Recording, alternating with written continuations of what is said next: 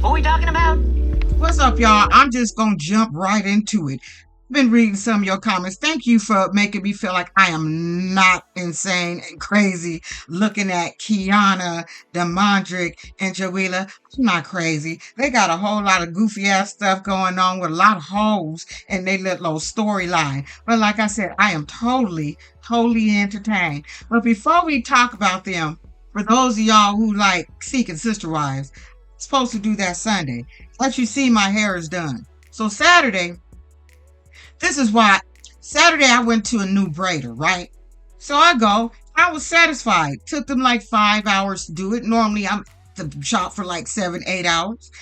It's tired. So I got up, went home. I didn't look at my ends. So I get home and they had cut my ends with scissors and the shit was all choppy and I said, oh, hell no. Oh, hell no. But you know what? The lady was gracious. She don't even open on Sundays, but she opened on Sunday just to fix my hair. I said, girl, can you take down and rebraid it or do something, and she was happy that I came there because she only been open for 4 months. So she was like, she wasn't charging me anything. She said, thank you for just coming in and giving me the opportunity to fix your hair.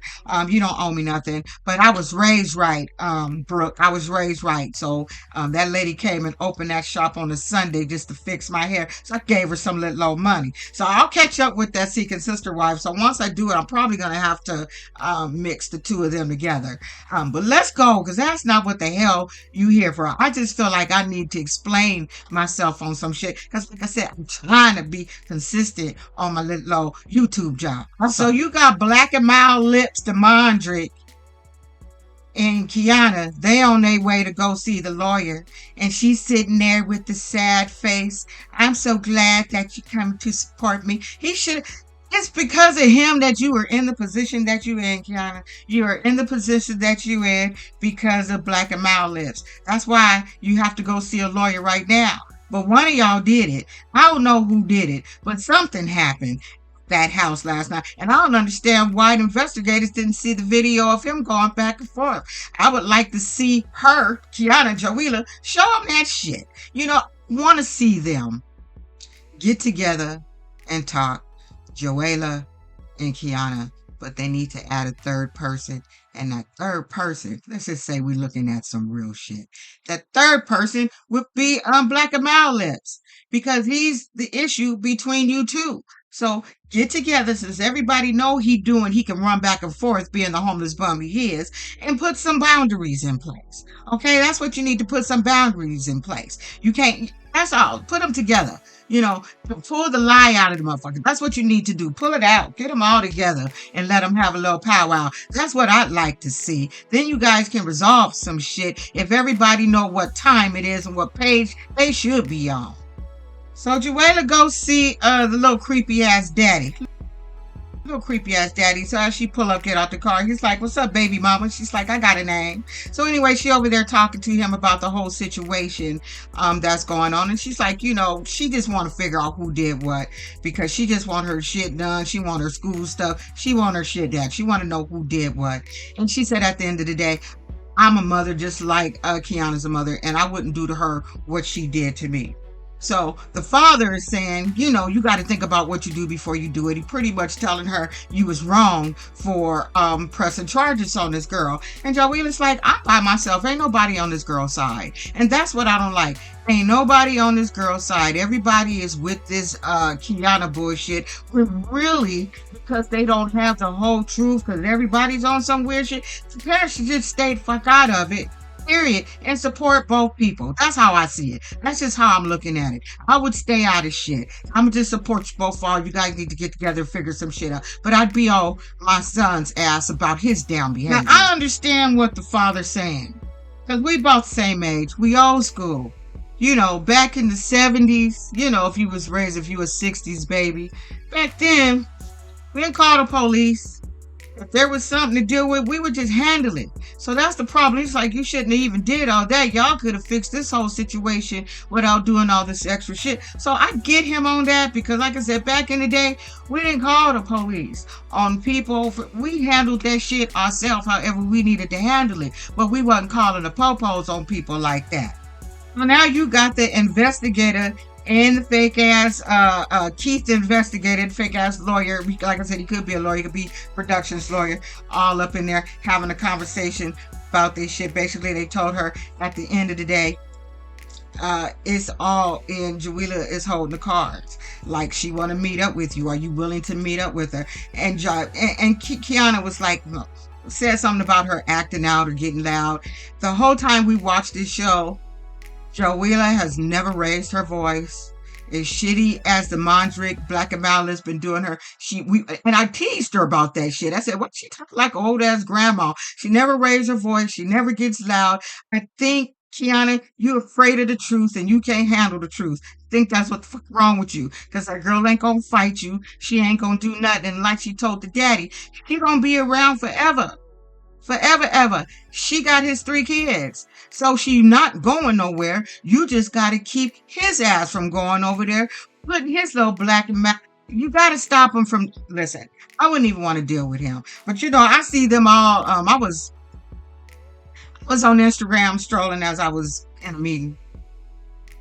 And you see them making this little video eating. They looking all happy. And I'm looking at the background. Like I said, that place that she was living in, that was some rented shit. Because the apartment they had in the background wasn't the same place. It looked nice though. But they just seem happy as a lark. And I just feel like Jawalia been on the internet saying all this shit is fake. And I believe her. But she's trying to save face because it got her out here looking stupid. And that's what all these people do that get on this show. Once they get on the show, I don't know what they think in their head. You've been watching the show. You know how we gonna talk about you if you on some funny and you looking stupid. We just gonna do it. So I don't know what she expected. Now she want to clean up her image. I want to say everything was fake and all this shit. It's like, come on, girl. I hope they gave you your check before you said all that shit. So I was feeling a little sorry for Jawalia. She was saying she feels ugly and she feels bullied. And, she just feel alone because ain't nobody on her damn side. But it's like, girl, I'm sorry I talked about your wig. Now, I hate to have anybody feel bullied, but did y'all see on Instagram her taking that 7? I don't know if someone did that as a joke or her 7-piece out. She took it out. It was set on fire. Fire. Because girl, fuck y'all in that 27-piece. Y'all will never kiss me like this again. My mama. Ever. There'll never be another blonde one.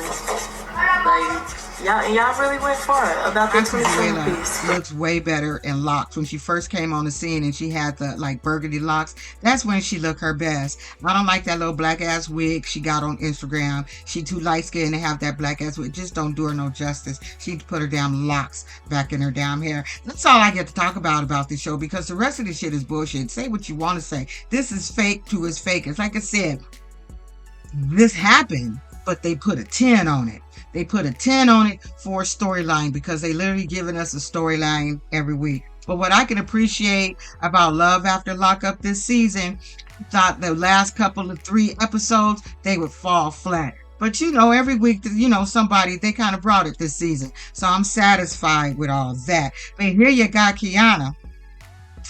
He think it's the setup. No, like I said, you just don't want to hear the truth, because you're going to hear some shit that you're not going to like, that you're going to have to leave his ass.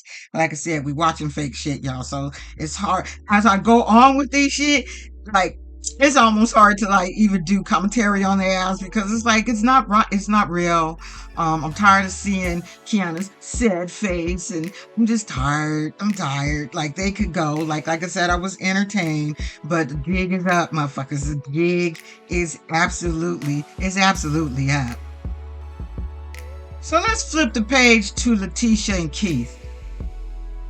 An actual story that's actually pretty much legit.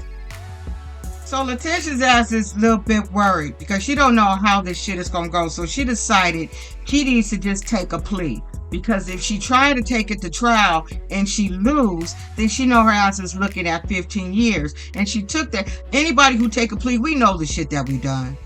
We know what we do. So we know that if we go in there trying to fight some shit that we know we guilty of, she knows she would lose and she would get that fib. She knows she would lose. But what we found out is that she ended up doing time, 8 months. Did 8 months too, Latisha. I ain't judging you. She did 8 months for her fraud and writing checks and all the shit she was doing. And during that time, her daughter was being taken care of by Leticia's mother. Now I think her daughter looked like she was like 9 or 10. I said that explains every look on her daughter's face. Because her daughter knows everything that's going on. She probably thinking this is still, I'm here damn near 18 and she's still doing dumb shit. She's still about to get herself back locked up. She still put us back in the same situation again where I might have to lose my mama for not 8 months but 15. Like she's still doing the same shit. Daughter probably think I thought you grew out of this shit. Now you got me all on TV with your dumb ass doing dumb shit, still doing dumb shit, going to court, in trouble, possibly won't get locked up. She just over it. That's why the daughter be like, why you just take the camera off me? I don't want to be around these embarrassing motherfuckers. That's what it's looking like and feeling like to me. So now she a little bit on 10 because she want to know if Keith gonna stand by her the way she stood by him when he was locked up. So now they going back and forth on who did what, why, who was locked up, because she's just stressed out about this court date. Basically, she want to know, like, if I get locked up, anything happen, just like I had to hold the kids down, like you gonna have to hold the kids down. Like maybe you should think about adopting the other little girl since her daddy ain't around. But she said the oldest child to be taken care of. But you know, are you gonna hold it down for me like I hold it down for you? Because women hold men down different than a man would hold a female down locked up. You know, maybe not. But according to him, he said he ain't gonna roll that way. You know how I roll. I ain't gonna do no shit like that. I'm be down for you, baby. I like Keith. Sometimes Keith, when she be on her little thing, he be looking like, especially like the little OGs, like fresh out of prison, the old ones, older ones. He look at her like, why you just, he look like he want to laugh sometimes. Like, why you trying to be extra for this damn TV show? Like, I know you trying to create a moment, but he look at her sometimes like, you just need to calm down. You need to calm down just a little bit. So for now, her ass is free. She didn't beat the case, but she did beat jail time for now. But she has restitution. She on probation, and she got a fine to pay. But you also got some other shit coming up in January for what the streets are saying, girl. So she really ain't out of the woods just yet. So she get the car. She all happy as shit. She can live her life, have a baby. She told her man, I want to suck it. I said, all right, girl. It's okay. I ain't mad at you. That is your husband. Do what you want to do. Do how you want to do it. So then they go to this little restaurant. And so she wants to have another wedding. What is it with this wedding shit this season? So she's like, we just got married. You just said, will you marry me? Blah, blah, blah, blah. I want to have a wedding. Our anniversary is coming up. So now they get into a little tiff over that. She turning up because he don't remember about the way he proposed, and she wants a romantic proposal, and he trying to say we ain't got the money for that, boo. And that's the problem with you, Latisha. You keep trying to live a certain way, getting money, robbing Peter and Paul and Bob and all of them, and you can't afford certain shit. So why you doing it? Like, you don't need, like, come on now. You can have a little bitty wedding for about $2,000. Go on the beach, put your nice little dress on, have your little family members there, or you can have a whole little party, do a walk down. Like, you don't have to spend a lot of money. And she didn't say how much she wanted to spend, because she told them it ain't gonna cost you nothing to write some down vows down, motherfucker, with your gold teeth. Write some down vows down and tell me you love me, damn it. Don't you want to be married to me? Don't you want? I said, oh God. And that's when he was just looking at her like, okay. He wanted to laugh. He's like, if you don't calm the fuck down, like, knock it off. Like, knock it off. And cut, bitch. And cut. I should have got my cut thing. I got one of those. Just cut. Like, just knock it off. The scene's over. Knock it off. So she tried to convince Keith that the wedding that they had in the prison, God wasn't at that damn prison, that she needs to get married out here under the eyes of God. Because I thought God was everywhere, especially in prison. He said, you weren't talking that shit while I was locked up. What was good then is good now. We ain't got to do all that shit. You acting stupid. Anyway, that's it. That's all, y'all. I'll see y'all with something else tomorrow. I don't know. I guess I'm going to try to finish everybody up tomorrow so I can just step in and do Seeking Sister Wives. Like, I really do. Because Friday, my grandchildren, you know, we get the girls from Friday to Monday, so they're going to be here. But we're also going to Long Beach on Sunday. to visit some family members and have a little fun. Plus, they're having a whole little free ass little concert up there in Long Beach. So my cousin lives right there downtown. So that's gonna be perfect. We're just gonna walk there. So anyway, y'all, I will see y'all.